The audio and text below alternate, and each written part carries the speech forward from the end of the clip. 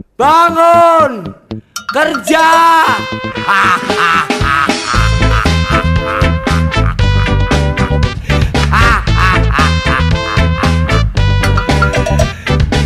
Oke, biar I love you full.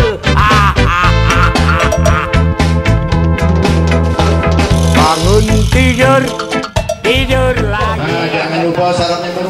Bapak-bapak yang jawab salam, insya Allah pacak bebini dua.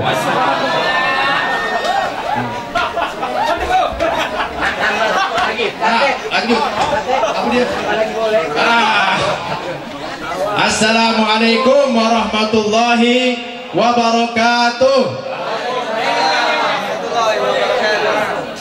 Bismillahirrahmanirrahim. Alhamdulillah. Wassalatu wassalamu ala rasulillah Sayyidina Muhammad ibni Abdillah wa ala alihi wa sahbihi. Ini merupakan syariat, bukan adat. Jadi kalau kita punya anak lanang itu dihitan, disunat bahasa gitu. Yang betino dikiaskan disunat juga. Untuk kapan waktu mereka anak-anak itu disunat disesuaikan dengan kondisi anak itu. Sekiranya 7 hari setelah kelahiran pacak disunat lebih bagus. Kalau menurut ilmu kesehatan, insya Allah lebih cepat sembuhnya. Kalau anak betino tak perlu nunggu besar, macam budak lanang, lain citonya kakek. Khitan ini kalau untuk laki-laki penyempurna daripada syaratnya ibadat, karena untuk membersihkan daripada organ vital itu, karena tempatnya menutup daripada najis yang keluar. Kalau kencing tertutup, pacak bersih ini ya. Maka kalau di khitan dia bersih. Nah inilah bagian daripada antara hikmahnya. Kenapa harus dihitan? Membersihkan daripada organ tubuh laki-laki tersebut. Kalau perempuan itu dikiaskan. Di antara hikmahnya bagi perempuan adalah untuk mengurangi daripada binal bahasa Indonesia binal ya? Binal itu apa? Jadi perempuan kalau tidak dihitan kakek lebih berani untuk berhasrat kepada laki-laki sampai hilang-hilang malu. Nah macam itu nah. Dengan dia dihitan, dia pacak mengendalikan kondisinya sehingga keinginan kepada laki-laki itu pacak ditutup dengan adanya sifat malu. Alhamdulillah, ini adalah petunjuk datang dari Allah. Syariat ini adalah petunjuk untuk kita hamba-hamba Allah, utamanya kita sebagai umat Nabi Muhammad SAW, dituntun di setiap kehidupan kita. Dari mulai ingin mencari pasangan, menikah dituntun. Sudah punya pasangan, kepengen punya anak, dituntun cara untuk mendapatkan anak biar anak itu menjadi anak yang soleh dan solehah. Sudah punya anak laki-laki perempuan dikasih nama, dituntun pilihlah nama yang baik-baik. Anaknya besar dituntun lagi untuk bersiap diri melakukan perihal-perihal yang telah diwajibkan Allah dengan syarat-syaratnya seperti tadi di kita. Nanti besar lagi sampai kakek menikah lagi, terus begitulah kehidupan manusia. Karena kita beda dengan makhluk yang lain. Saya teringat satu penjelasan dalam kitab Al-Isti'dad di Yaumil Ma'ad. Disebutkan di situ arba'atu asya' taj'alul insan mukarramah. Ada 4 hal yang karena 4 hal inilah manusia itu menjadi mulia. Jadi kalau kurang dari 4 hal ini, apalagi tidak katik 4 hal ini, manusia itu lebih hina daripada hewan. Yang pertama, kemuliaan pada manusia itu ketika Allah memberikan pada manusia tersebut akal. Akal ini membedakan manusia dengan hewan. Manusia yang punya akal adalah manusia yang tahu mana yang baik, mana yang buruk, lalu dia milih yang baik. Itu namanya berakal. Pintar belum tentu akalnya ada. Berapa banyak orang pintar tidak pacak bedakan mana yang baik, mana yang buruk. Bahkan orang pintar tidak sholat. Kalau dia memang pintar, dia ngerti, dia tahu dia sebagai seorang muslim kewajibannya sholat. Berarti kadang orang pintar itu tidak punya akal. Akal itu membedakan mana yang hak, mana yang batil, yang dipilih yang hak. Bahkan ketika akal itu sudah pada kesempurnaan, dia akan membedakan mana yang baik, mana yang lebih baik, untuk dipilih yang lebih baik, bukan milih yang baik, bukan milih yang buruk dengan yang baik. Kalau sudah membedakan yang baik dengan yang buruk tidak mampu, berarti kurang akal. Atau jangan-jangan memang tidak kati akal. Kalau tidak kati akal, manusia apa bedanya dengan hewan? Yang pertama nih. Jadi kita jago akal gitu. Karena zaman sekarang nih akal ini dirusak dengan macam-macam. Dari makanan yang merusak akal, minuman yang merusak akal, tontonan yang merusak akal. Akhirnya generasi kita, anak-anak kita yang tidak sepatutnya mereka itu melakukan perbuatan itu, akhirnya mereka sudah terkotori dengan hal-hal tersebut. Akhirnya akal-akal mereka ini rusak. Apa bedanya? Maaf, wong tua galak ngomong, kalau sore itu baliklah ayam lagi masuk kandang. Berapa banyak anak-anak uang yang masih di pinggir jalan, waktu maghrib, waktu sholat tidak sholat. Wong tuanya di mana, anaknya di mana? Maaf, kadang wong tuanya ngurusi bogongnya, ngurusi motornya, ngurusi segala gawe-gawe dia, anaknya kelayapan tidak tahu kemana. Ini namanya sama-sama tidak punya akal. Tapi kalau budak kecil, tagoklah dia masih kecil. Kalau wong tua yang berbuat macam itu, berarti menunjukkan ketidaksempurnaan akal dia. Yang kedua, ma'asyiral hadirin rahimakumullah, manusia itu jadi mulia dengan agama, ad-din. Ada orang punya akal tapi tidak dapat hidayah agama, tidak mengerti siapa yang menciptakan dia, yang menjadikan dia hidup, yang menjadikan dia nikmat, di mana dia tinggal di bumi Allah, dia tidak kenal kepada Allah. Ini menunjukkan manusia yang tidak punya agama itu adalah manusia yang tidak mendapatkan kemuliaan dari Allah. Alhamdulillah, sebagai umat Nabi Muhammad SAW, kita dibimbing dengan agama yang dibawa oleh Nabi SAW. Tuntunan kita jelas, Al-Quran yang tadi dibaca. Ini Al-Quran dibaca bukan untuk seremonial, ada acara baik, bukan. Ada mati baca Yasin, ada acara baca Quran, dipanggil qori yang bagus suaranya untuk dilantunkan Al-Quran itu didengarkan. Bukan untuk pelengkap acara. Al-Quran itu petunjuk, pedoman hidup.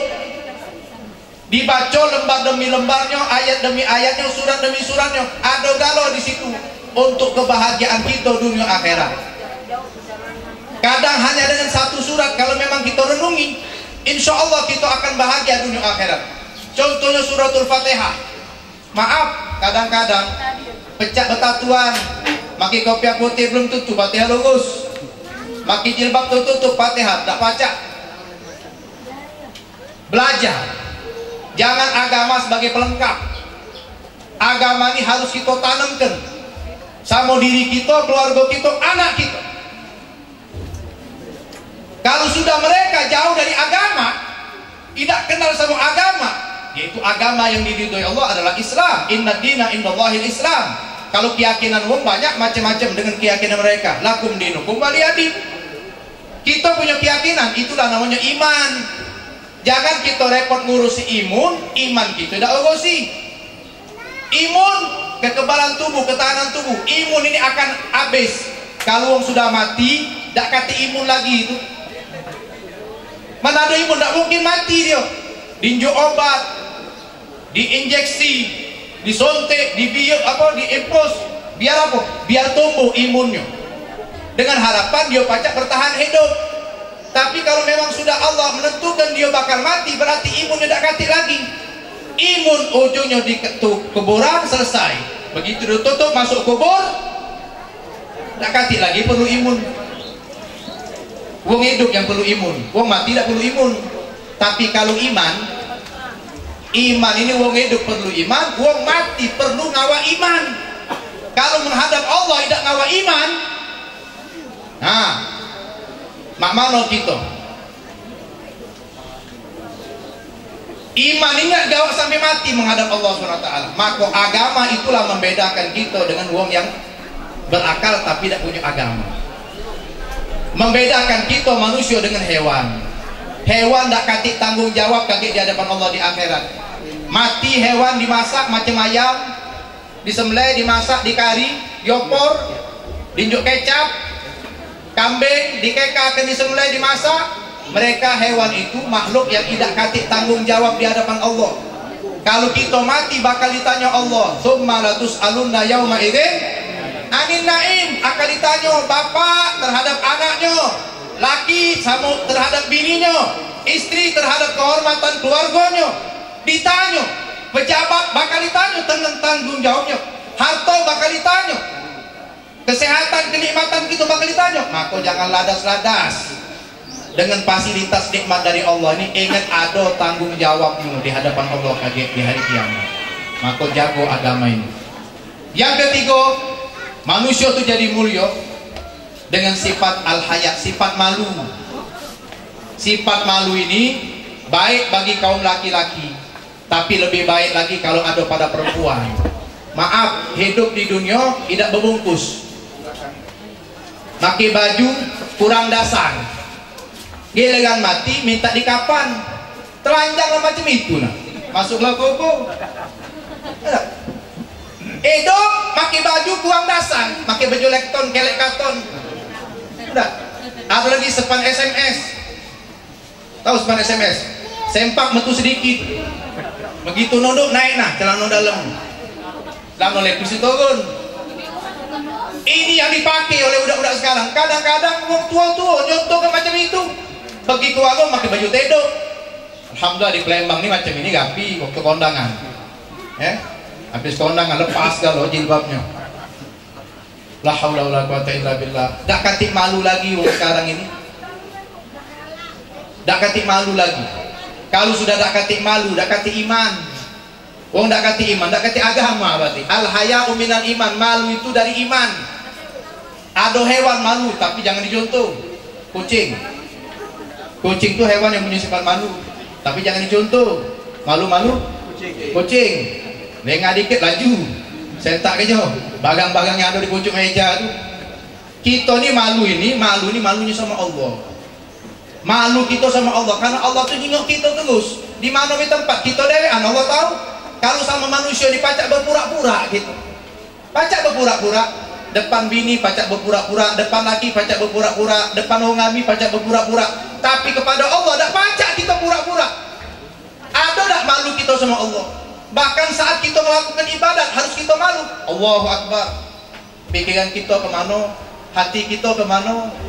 Nah, malu ini menjadikan kita tu mulia dibandingkan kalau tidak punya sifat malu. Nak makan malu. Mena itu bab sana bab sini. Wong tu tumbuhnya ada bejo lah yai kami duluan. Hendak tu habis kaget bejo yang di ujung-ujung masih siswa tidak. Insyaallah persiapan banyak ini. Kadang-kadang di ujung geger ini. Ngembek banyak salah, dikit salah. Oh kami ini. Ngembek dikit, kasih kurang, ngembek banyak jingok iwong. Oh ya, banyak nih kan. Itulah 242 itu nah, kondangan. Anak ya lagi jejerinya. Karena mungkin mengkali ada yang model itu. Datang awak tas kosong, balik ngisi kan loh. Isinya apa? Kali gendang atau kalau juga itu. Lah setiap pulau kantong-kantong juga itu.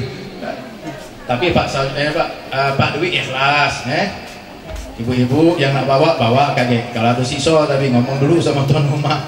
Lagi ini kami tidak masak, minta maaf kami dapur di sini loh. Jadi dapat. Oh, kalau itu siapa? Malulah kita kepada Allah. Karena ikan akan menguatkan iman kita. Yang terakhir, manusia jadi mulia ketika manusia itu beramal soleh. Al-amal as-soleh. Amal soleh ini sebagai bekal kita di dunia. Kalau kita berbuat baik, walaupun kita tidak hidup lagi di dunia ini, atau kita tidak tinggal lagi di kampung itu, kita ke tempat lain pindah, wong masih terkenang.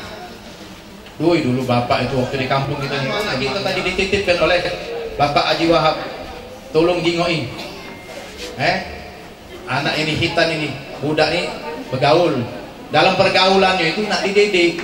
Kalau dulu, maaf dulu, kalau anak wong nakal, wong kampung tuh melok didik, melok nasihati, melok ngajari yang baik. Ini lagi kalau kita macam itu bapak ngawak perang. Gawaknya lading, dah usah ngurusi anak wong, ngurusi anak kau dewe. Bukan terima kasih. Bukan terima kasih.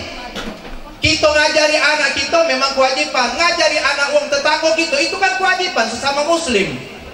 Muslim sama muslim itu bersaudara.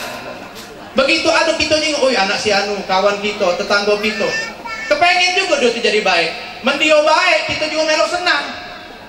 Ini dah dia dengan rusak ngajak kamu sama-sama. Dia dengan baik, dewek-dewek. Tak cocok hidup macam itu. Kita kaget sampai di akhirat, ada orang pacak nolongi kita. Kita belum tentu masuk surga. Ustaz belum tentu masuk surga. Belum tentu kiai belum tentu masuk surga. Kita tak tahu.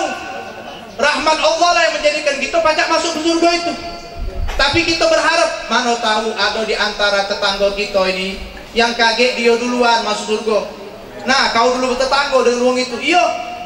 Sebab dialah kau boleh syafaat, ditolonginya.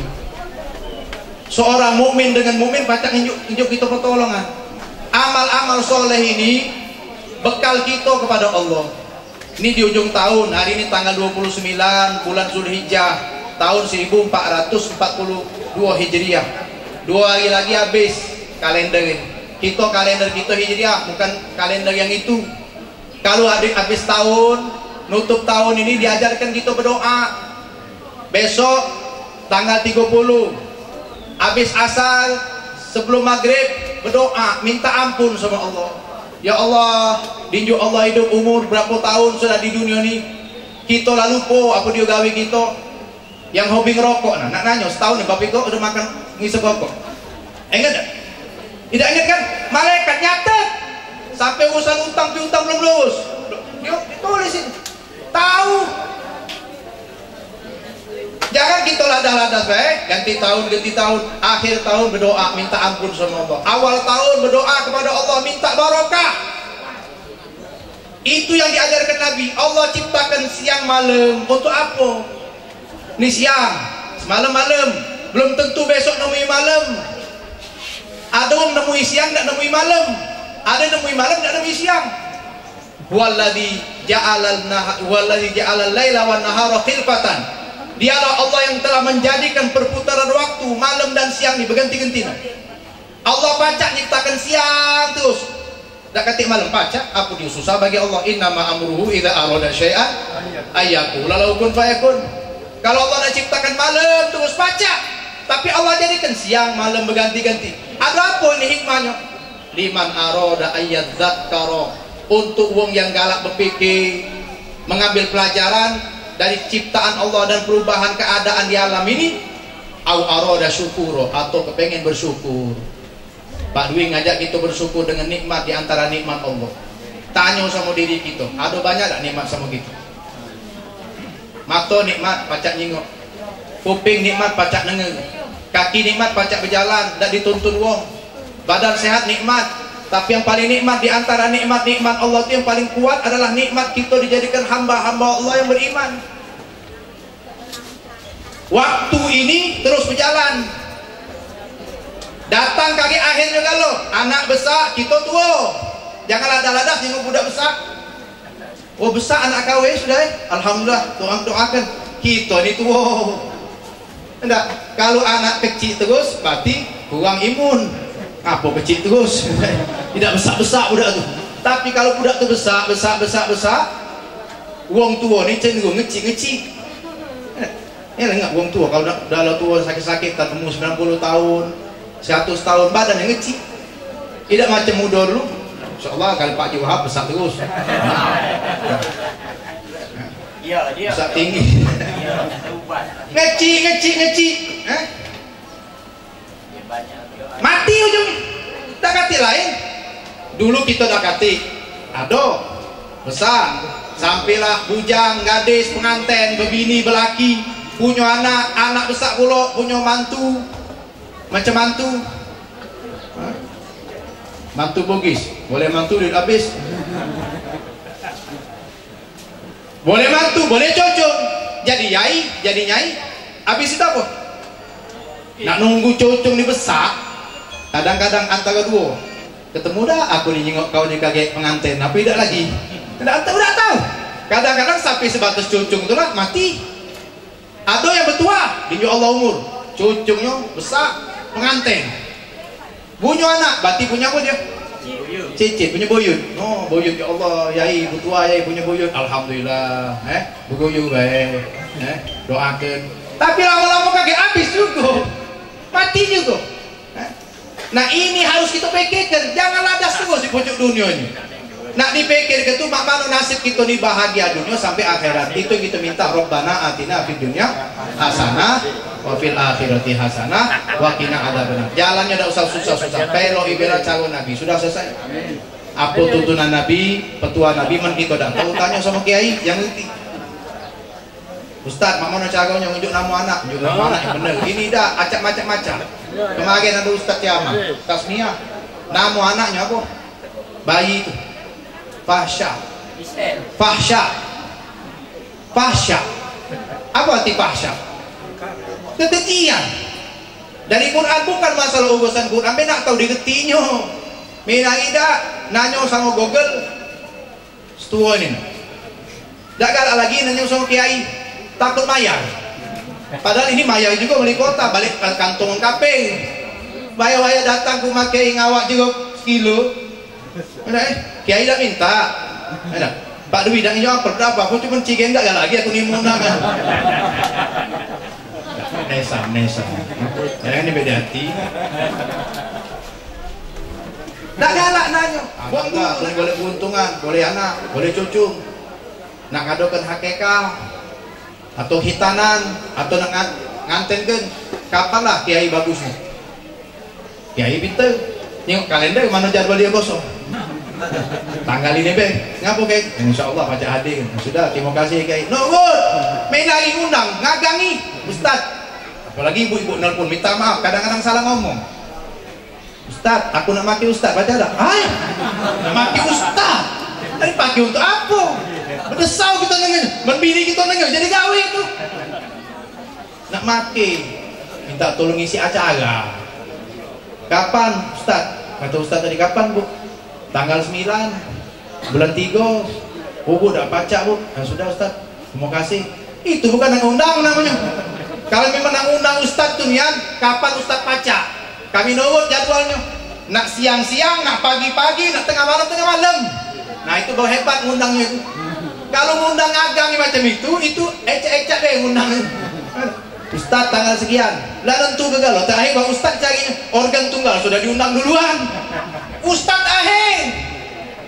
terakhir. Ngapa mendadak nih? Minta maaf Ustaz, maklum lah, jauh ngadu nganten pertama kali. Organ duluan, tenda lah sudah, catering sudah, Ustaz terakhir. Itu namanya Ustaz jadi Ustaz pelengkap deh. Itulah nasib Ustaz. Mudah-mudahan insyaallah kita mendapatkan keberkahan pada siang hari ini. Semoga Allah SWT selalu memberikan taufik hidayah kepada kita semuanya sesuai dengan apa yang diamanatkan oleh Bapak Sarjono sebagai pemandu acara. Pas kita selesaikan acara ini sebelum jam 11.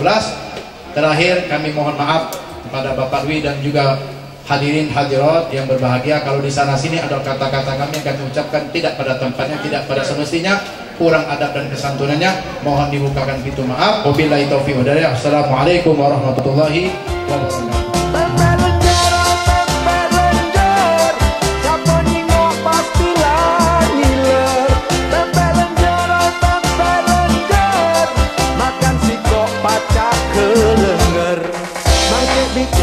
Janganlah lupa